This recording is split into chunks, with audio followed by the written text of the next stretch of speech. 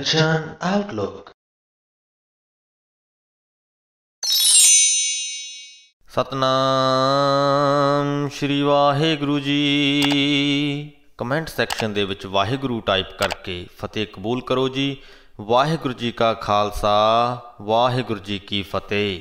ਗੁਰੂ ਸਾਹਿਬ ਦੀਆਂ ਚੋਣਵੀਆਂ ਸਿੱਖਿਆਵਾਂ ਨੂੰ ਸਮਝਾਉਣ ਦੇ ਲਈ ਅਸੀਂ ਆਪਣੇ ਚੈਨਲ 'ਤੇ ਮੌਜੂਦ ਗੁਰੂ ਗਿਆਨ ਪਲੇਲਿਸਟ ਦੇ ਵਿੱਚ ਕਈ ਸਾਰੀਆਂ ਵੀਡੀਓਜ਼ ਪਾਈਆਂ ਹੋਈਆਂ ਹਨ। ਤੁਹਾਡੇ ਕਈ ਸਾਰੇ ਸਵਾਲਾਂ ਦੇ ਜਵਾਬ ਇਹਨਾਂ ਵੀਡੀਓਜ਼ ਵਿੱਚੋਂ ਮਿਲ ਜਾਣਗੇ। ਸੋ ਆਪਣੇ ਸਵਾਲਾਂ ਦੀ ਨਿਵਰਤੀ ਦੇ ਲਈ ਤੁਸੀਂ ਇਹਨਾਂ ਵੀਡੀਓਜ਼ ਨੂੰ ਵੇਖ ਸਕਦੇ ਹੋ। ਸ਼੍ਰੀ ਗੁਰੂ ਗ੍ਰੰਥ ਸਾਹਿਬ ਜੀ ਦੇ 219ਵੇਂ ਅੰਗ ਦੇ ਆਖਰੀ ਸ਼ਬਦ ਦੇ ਵਿੱਚ ਇੱਕ ਪੰਕਤੀ ਆਈ ਸੀ ਕਿ ਗਜ ਕੋ ਤਰਾਸ ਮਿਟਿਓ ਜਿਹ ਸਿਮਰਤ ਤੁਮ ਕਾਹੇ ਵਿਸਰਾਵੋ, ਕਿ ਜਿਸ ਪ੍ਰਮਾਤਮਾ ਦਾ ਸਿਮਰਨ ਕੀਤਿਆਂ ਹਾਥੀ ਦਾ ਡਰ ਮਿਟ ਗਿਆ ਸੀ, ਤੁਸੀਂ ਉਹਨੂੰ ਕਿਉਂ ਭੁਲਾ ਰਹੇ ਹੋ। ਤੇ ਉਸ ਵੀਡੀਓ ਦੇ ਵਿੱਚ ਅਸੀਂ ਕਿਹਾ ਸੀ ਕਿ ਇਹ ਜੋ ਹਾਥੀ ਦੇ ਡਰ ਮਿਟਣ ਦੀ ਕਹਾਣੀ ਹੈ, ਇੱਕ ਅਲੱਗ ਵੀਡੀਓ ਦੇ ਵਿੱਚ ਅਸੀਂ ਪਾਵਾਂਗੇ ਤੇ ਉਹ ਕਹਾਣੀ ਤੁਹਾਨੂੰ ਅੱਜ ਦੀ ਇਸ ਵੀਡੀਓ ਦੇ ਵਿੱਚ ਅਸੀਂ ਸੁਣਾਉਂਦੇ ਹਾਂ। ਵੀਡੀਓ ਦੀ ਸ਼ੁਰੂਆਤ ਦੇ ਵਿੱਚ ਹੀ ਇਹ ਗੱਲ ਦੱਸ ਦੇਣੀ ਚਾਹੁੰਦੇ ਹਾਂ ਕਿ ਇਹ ਕਹਾਣੀ ਇੱਕ ਕਹਾਣੀ ਵੀ ਹੈ ਤੇ ਇਹਦੇ ਪਿੱਛੇ ਇੱਕ ਅਰਥ ਵੀ ਹੈ। ਸੋ ਪਹਿਲਾਂ ਕਹਾਣੀ ਸਰਵਣ ਕਰੋ, ਬਾਅਦ ਦੇ ਵਿੱਚ ਇਸ ਕਹਾਣੀ ਦੇ ਪਿਛਲੇ ਅਰਥ ਵੀ ਤੁਹਾਨੂੰ ਜ਼ਰੂਰ ਦੱਸਾਂਗੇ। ਰਿਤੂਮਤ ਦੇ ਜੰਗਲਾਂ ਦੇ ਵਿੱਚ ਗਜੇਂਦਰ ਨਾਂ ਦਾ ਇੱਕ ਹਾਥੀ ਰਹਿੰਦਾ ਸੀ। ਇਹ ਜੋ ਜੰਗਲ ਸੀ ਤ੍ਰਿਕੁਟਾ ਪਰਬਤ ਦੇ ਉੱਪਰ ਸਥਿਤ ਸੀ। ਗਜੇਂਦਰ ਦਾ ਬਾਕੀ ਦੇ ਹਾਥੀਆਂ ਦੇ ਉੱਪਰ ਰਾਜ ਚੱਲਦਾ ਸੀ। ਇੱਕ ਦਿਨ ਹਮੇਸ਼ਾ ਦੀ ਤਰ੍ਹਾਂ ਉਹ ਨਦੀ ਦੇ ਕਿਨਾਰੇ ਜਾਂਦਾ ਹੈ ਵਿਸ਼ਨੂੰ ਭਗਵਾਨ ਨੂੰ ਚੜ੍ਹਾਉਣ ਦੇ ਲਈ, ਕਮਲ ਦੇ ਫੁੱਲ ਲੈਣ ਦੇ ਵਾਸਤੇ। ਨਦੀ ਦੇ ਕਿਨਾਰੇ ਪਹੁੰਚ ਕੇ ਉਹ ਚਿੱਕੜ ਦੇ ਵਿੱਚ ਫਸ ਜਾਂਦਾ ਹੈ ਤੇ ਇੰਨੇ ਵਿੱਚ ਹੀ ਇੱਕ ਮਗਰਮੱਛ ਉਹਦੇ ਉੱਪਰ ਹਮਲਾ ਕਰਕੇ ਉਹਦੀ ਲੱਤ ਨੂੰ ਫੜ ਲੈਂਦਾ ਹੈ। ਉਹਦੇ ਬਾਕੀ ਦੇ ਪਰਿਵਾਰਕ ਮੈਂਬਰ, ਦੋਸਤ ਮਿੱਤਰ ਤੇ ਦੂਸਰੇ ਹਾਥੀ ਜਿਨ੍ਹਾਂ ਦੇ ਉੱਪਰ ਉਹਦਾ ਰਾਜ ਸੀ, ਉਹ ਸਭ ਭੱਜ ਕੇ ਆ ਜਾਂਦੇ ਹਨ ਉਹਦੀ ਮਦਦ ਕਰਨ ਦੇ ਲਈ।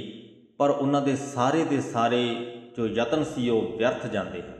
ਉਹ ਉਸ ਹਾਥੀ ਨੂੰ ਮਗਰਮੱਛ ਦੇ ਪੰਜੇ ਦੇ ਵਿੱਚੋਂ ਨਹੀਂ ਛੁਡਾ ਪਾਉਂਦੇ ਤੇ ਜਦੋਂ ਉਹਨਾਂ ਨੂੰ ਲੱਗਦਾ ਹੈ ਕਿ ਹੁਣ ਸਾਡੇ ਸਾਰੇ ਯਤਨ ਵਿਅਰਥ ਚਲੇ ਗਏ ਨੇ, ਅਸੀਂ ਗਜੇਂਦਰ ਨੂੰ ਨਹੀਂ ਬਚਾ ਸਕਦੇ, ਤਾਂ ਉਹਨੂੰ ਇਕੱਲਿਆਂ ਛੱਡ ਕੇ ਉਹ ਚਲੇ ਜਾਂਦੇ ਹਨ। ਜੋ ਗਜੇਂਦਰ ਹਾਥੀ ਹੈ ਉਹ ਆਪਣਾ ਪੂਰਾ ਤਾਣ ਲਾ ਦਿੰਦਾ ਹੈ। ਜਦ ਤੱਕ ਉਹਦੇ ਸਰੀਰ ਦੇ ਵਿੱਚੋਂ ਊਰਜਾ ਦੀ ਆਖਰੀ ਬੂੰਦ ਵੀ ਖਤਮ ਨਹੀਂ ਹੋ ਜਾਂਦੀ, ਉਹ ਆਪਣਾ ਪੂਰਾ ਜ਼ੋਰ ਲਗਾਉਂਦਾ ਹੈ ਮਗਰਮੱਛ ਦੇ ਸਕੰਜੇ ਦੇ ਵਿੱਚੋਂ ਛੁੱਟਣ ਦੇ ਲਈ। ਤੇ ਅਖੀਰ ਨੂੰ ਆਪਣੇ ਸਾਰੇ ਯਤਨਾਂ ਨੂੰ ਵਿਅਰਥ ਜਾਂਦਾ ਵੇਖ ਕੇ ਉਹ ਭਗਵਾਨ ਵਿਸ਼ਨੂੰ ਦੇ ਅੱਗੇ ਅਰਦਾਸ ਕਰਦਾ ਹੈ। ਕਮਲ ਦਾ ਫੁੱਲ ਜੋ ਉਹਨੇ ਚਿੱਕੜ ਦੇ ਵਿੱਚੋਂ ਚੱਕਿਆ ਸੀ ਉਹ ਉੱਪਰ ਵੱਲ ਨੂੰ ਕਰ ਦਿੰਦਾ ਹੈ ਕਿ ਹੇ ਭਗਵਾਨ, ਮੈਂ ਤੇਰੇ ਅੱਗੇ ਇਹ ਫੁੱਲ ਚੜਾਉਂਦਾ ਹਾਂ, ਹੁਣ ਮੇਰੀ ਜ਼ਿੰਦਗੀ ਤੇਰੇ ਹੱਥ ਵਿੱਚ ਹੈ। ਤੈਨੂੰ ਮਨਜ਼ੂਰ ਹੋਏਗਾ ਤੇ ਮੈਂ ਬਚ ਜਾਵਾਂਗਾ, ਜੇ ਨਹੀਂ ਮਨਜ਼ੂਰ ਹੋਏਗਾ ਤੇ ਮੈਂ ਮਰ ਜਾਵਾਂਗਾ।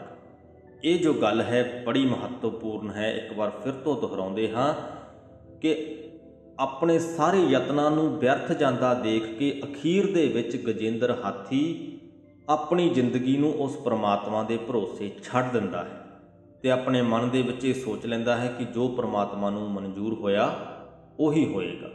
ਅੱਗੇ ਕਿਹਾ ਜਾਂਦਾ ਹੈ ਕਿ ਆਪਣੇ ਭਗਤ ਦੀ ਆਵਾਜ਼ ਨੂੰ ਸੁਣ ਕੇ ਭਗਵਾਨ ਵਿਸ਼ਨੂੰ ਉਸ ਜਗ੍ਹਾ 'ਤੇ ਆਉਂਦੇ ਨੇ। ਆਪਣੇ ਸੁਦਰਸ਼ਨ ਚੱਕਰ ਦੇ ਨਾਲ ਉਹ ਮਗਰਮੱਛ ਨੂੰ ਵੜ ਦਿੰਦੇ ਨੇ ਤੇ ਹਾਥੀ ਨੂੰ ਬਚਾ ਲੈਂਦੇ ਨੇ।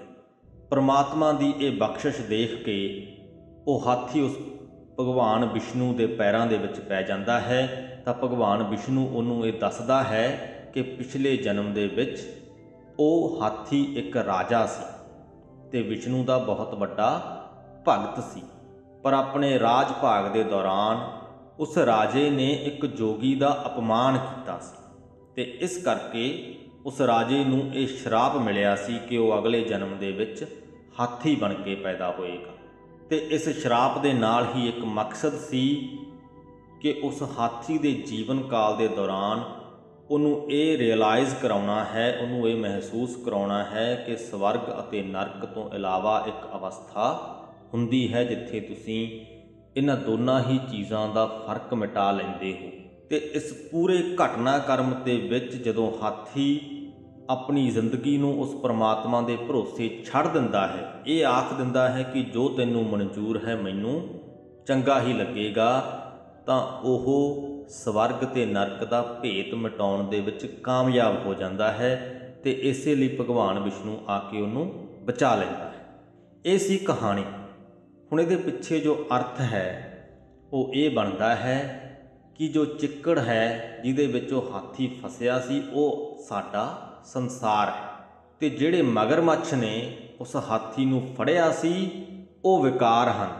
ਵਿਕਾਰਾਂ ਰੂਪੀ ਮਗਰਮੱਛ ਸਾਨੂੰ ਇਸ ਸੰਸਾਰ ਦੇ ਮੋਹ ਦੇ ਵਿੱਚ ਜਕੜੀ ਰੱਖਦੇ ਹਨ, ਤੇ ਇਹ ਉਦੋਂ ਤੱਕ ਜਕੜੀ ਰੱਖਦੇ ਹਨ ਜਦੋਂ ਤੱਕ ਅਸੀਂ ਉਸ ਪਰਮਾਤਮਾ ਦੀ ਮਰਜ਼ੀ ਨੂੰ ਮੰਨ ਨਹੀਂ ਲੈਂਦੇ, ਜਦੋਂ ਤੱਕ ਅਸੀਂ ਆਪਣੇ ਆਪ ਨੂੰ ਕੁਝ ਸਮਝਦੇ ਹਾਂ। ਜਦ ਤੱਕ ਉਹ ਹਾਥੀ ਆਪਣੇ ਆਪ ਨੂੰ ਕੁਝ ਸਮਝ ਕੇ ਉਸ ਮਗਰਮੱਛ ਤੋਂ ਬਚਣ ਦੀ ਕੋਸ਼ਿਸ਼ ਕਰਦਾ ਰਿਹਾ, ਉਹਦੀਆਂ ਕੋਸ਼ਿਸ਼ਾਂ ਨਾਕਾਮ ਰਹੀਆਂ, ਉਹ ਉਸ ਮਗਰਮੱਛ ਤੋਂ ਬਚ ਨਹੀਂ ਪਾਇਆ। ਬਿਲਕੁਲ ਉਸੇ ਤਰ੍ਹਾਂ ਜਦੋਂ ਤੱਕ ਅਸੀਂ ਆਪਣੀ ਸੋਚੀ ਦੇ ਨਾਲ ਵਿਕਾਰਾਂ ਤੋਂ ਬਚਣ ਦੀ ਕੋਸ਼ਿਸ਼ ਕਰਦੇ ਰਹਿੰਦੇ ਹਾਂ, ਉਦੋਂ ਤੱਕ ਅਸੀਂ ਵਿਕਾਰਾਂ ਤੋਂ ਬਚ ਨਹੀਂ ਪਾਉਂਦੇ।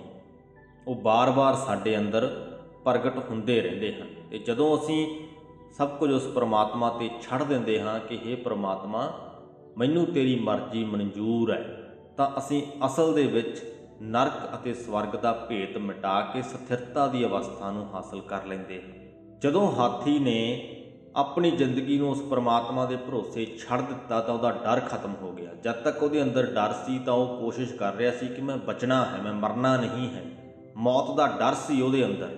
ਤੇ ਜਦੋਂ ਉਹਨੇ ਆਪਣੇ ਆਪ ਨੂੰ ਉਸ ਪਰਮਾਤਮਾ ਦੇ ਭਰੋਸੇ ਛੱਡ ਦਿੱਤਾ ਉਹਦਾ ਡਰ ਖਤਮ ਹੋ ਗਿਆ। ਤੇ ਇਸੇ ਲਈ ਹੀ ਇਹ ਪੰਕਤੀ ਹੈ ਕਿ ਗਜ ਕੋ ਤਰਾਸ ਮਿਟਿਓ ਜਿਹ ਸਿਮਰਤ ਤੁਮ ਕਾਹੇ ਵਿਸਰਾਵੋ। ਤੇ ਸਾਨੂੰ ਨਾਲ ਹਦਾਇਤ ਵੀ ਕੀਤੀ ਹੈ ਗੁਰੂ ਜੀ ਨੇ ਕਿ ਅਸੀਂ ਉਸ ਪਰਮਾਤਮਾ ਨੂੰ ਕਿਉਂ ਵਿਸਾਰਦੇ ਹਾਂ, ਕਿਉਂ ਭੁਲਾ ਦਿੰਦੇ ਹਾਂ।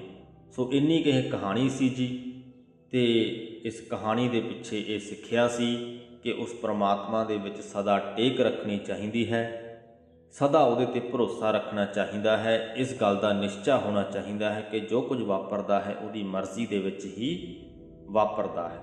ਸਵਰਗ ਤੇ ਨਰਕ ਨੂੰ ਛੱਡ ਕੇ ਸਥਿਰਤਾ ਦੀ ਅਵਸਥਾ ਹਾਸਲ ਕਰਨ ਦੀ ਸਾਡੀ ਕੋਸ਼ਿਸ਼ ਹੋਣੀ ਚਾਹੀਦੀ ਹੈ, ਤੇ ਇਹ ਕੋਸ਼ਿਸ਼ ਉਦੋਂ ਤੱਕ ਸਫਲ ਨਹੀਂ ਹੁੰਦੀ ਜਦ ਤੱਕ ਅਸੀਂ ਆਪਣੀ ਮੈਂ ਨੂੰ ਵਿੱਚ ਵਿਚਾਲੇ ਖੜਾਈ ਰੱਖਦੇ ਹਾਂ। ਸੋ ਉਮੀਦ ਕਰਦੇ ਹਾਂ ਤੁਹਾਨੂੰ ਇਹ ਕਹਾਣੀ ਵੀ ਚੰਗੀ ਲੱਗੀ ਹੋਵੇਗੀ, ਤੇ ਇਹਦੇ 'ਚੋਂ ਜੋ ਸਿੱਖਿਆ ਮਿਲਣੀ ਹੈ ਉਹ ਵੀ ਤੁਸੀਂ ਗ੍ਰਹਿਣ ਕਰ ਲਈ ਹੋਏਗੀ।